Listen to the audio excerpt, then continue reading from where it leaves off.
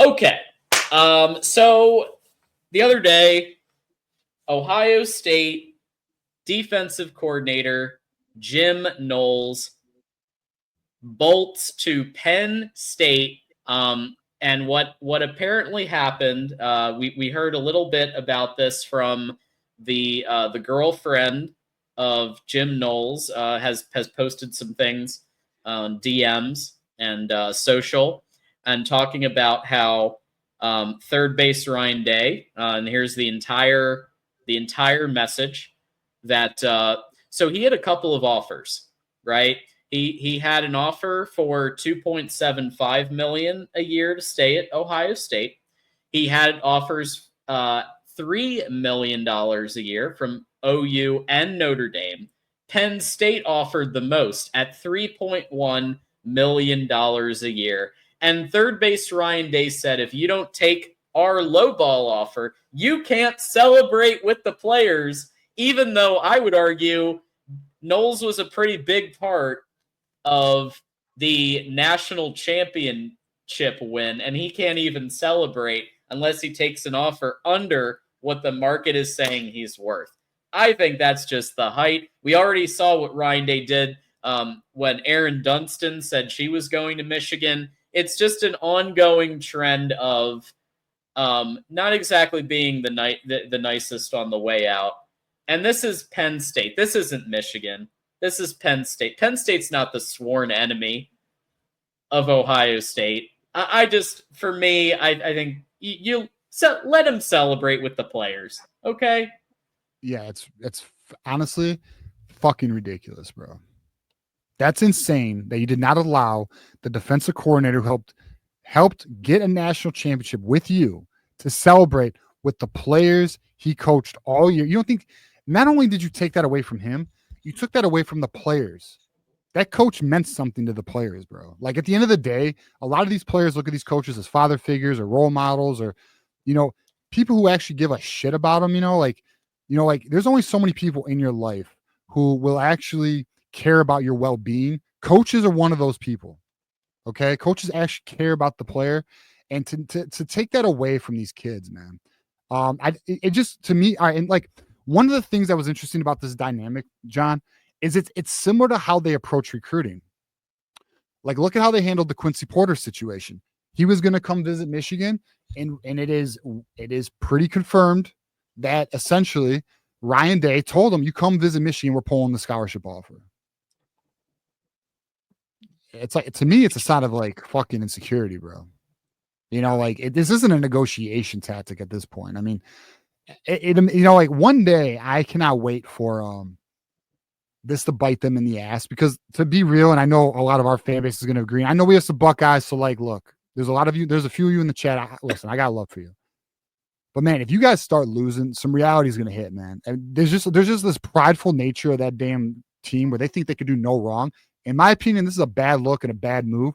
And I'm glad to see his wife go on public with some of this information that was being speculated. It was being speculated before this was ever public, that there was issues between the coaches, like Larry Johnson and him.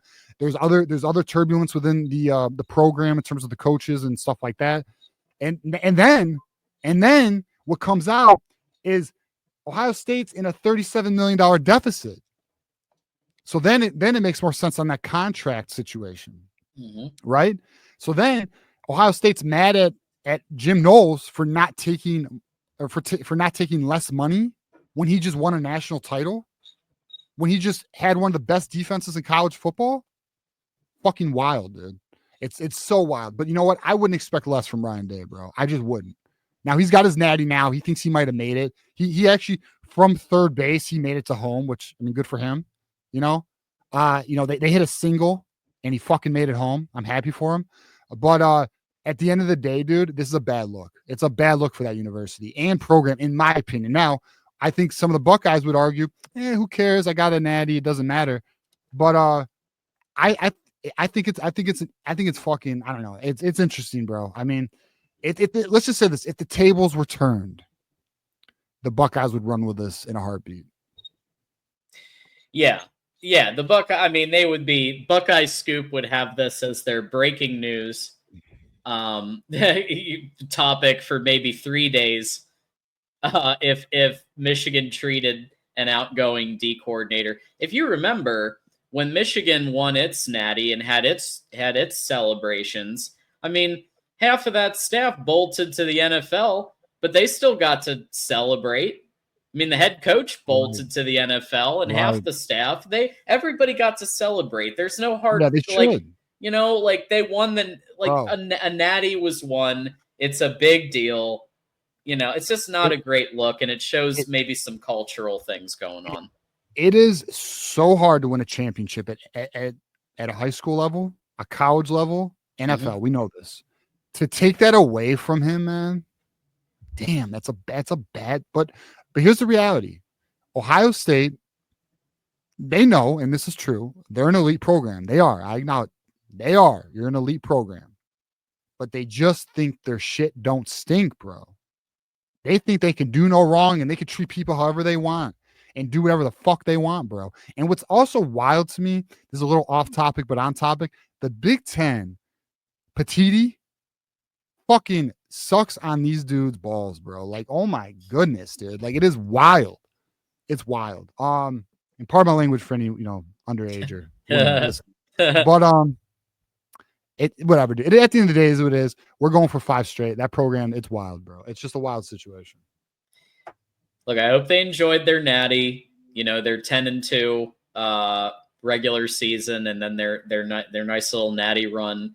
Now they're losing their DC. They're losing potentially their OC because Chip Kelly. Kelly has multiple NFL teams interested. You notice everybody wants everybody with Ryan Day. Yeah, nobody's touching Ryan Day, I guess. Well, to be fair, Ryan Day's contract is ridiculous. Like, I think someone would have to pay a significant sum to buy out Ryan Day.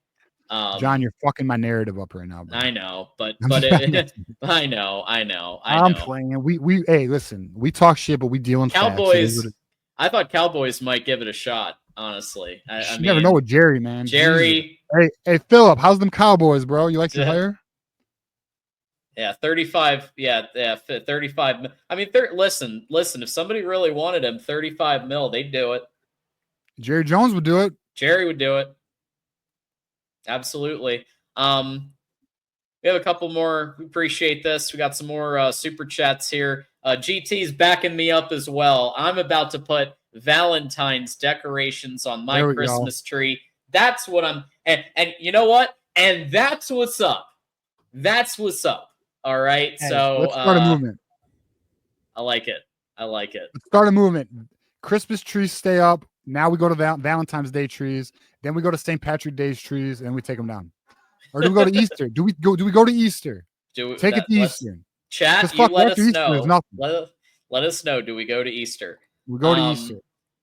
Detective Loki has just gifted a membership, and I was able to catch this one. Cody Momfer.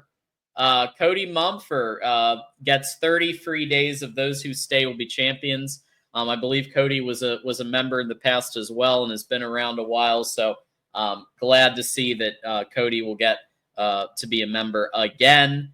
GT, only reason third base got home this year is because the opposing coaches walked 3 batters in a row. Playing that defensive scheme they did. Yeah, no doubt. No doubt. Leaving Jeremiah Smith one-on-one. One-on-one? Come on now. You don't do that. It's crazy, bro. The only one who paid attention to Michigan was Texas. The only one. And Buckeyes know that too. And it's not even a shot against you either. I mean, it's just the stupidity of some of these coordinators. And you know it. You know damn well you're dumb enough to give. Anyone knows. Buckeye, Wolverine, any college. If you go one-on-one with Jeremiah Smith, you're a clown, bro. That's stupid. That's like you're literally asking to get burnt. At some point in that game, you're going to get cooked. It's wild. Yeah. Notre Dame. It's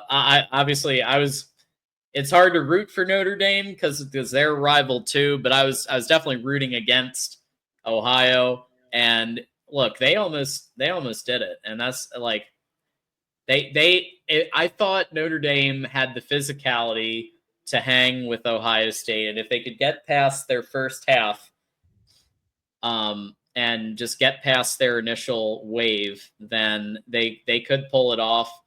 And they were close, but you can't have that type of defensive game plan and expect to beat Jeremiah Smith. I mean, it's just ridiculous. All right. Let's see. Looks like we're up to date on super chats. So we do want to remind everybody about our content that's coming up. And so before we get to TJ, your